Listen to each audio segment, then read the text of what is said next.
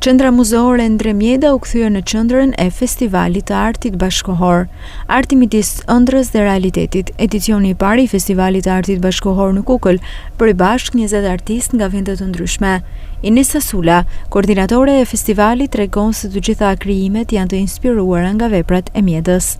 Po, të gjitha krijimet janë të inspiruar nga veprimtaria e mjedës, duke u marrë me pjesën e poezisë, me pjesën e gjuhësisë, por edhe veprimtari të ndryshme që lidhen me figurën e mjedës. Ne mjedën e njohim për pjesën e poezisë dhe gjuhësisë, siç e përmenda, por ai ka qenë edhe një arkitekt shumë i zoti, ai është marrë edhe me pjesën e bujqësisë, domethënë ne donim ta shihnim mjedën me atë larmishmërinë e veprimtarisë që ai ka kryer. Andi Tepelena, drejtori artistik, shpjegoi mesazhet që kanë të synuar të përcjellin përmes këtij festivali.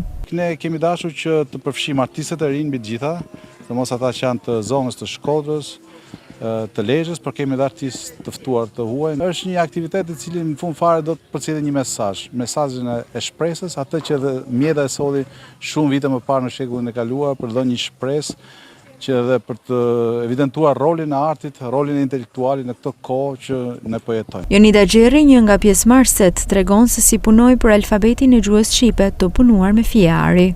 Instalacioni njëri është ky tapeti këtu, është një rryp tapeti që është 45 cm me 17 metra dhe është qëndisur me fije floriri, me punuar me grep, alfabeti shqiptar.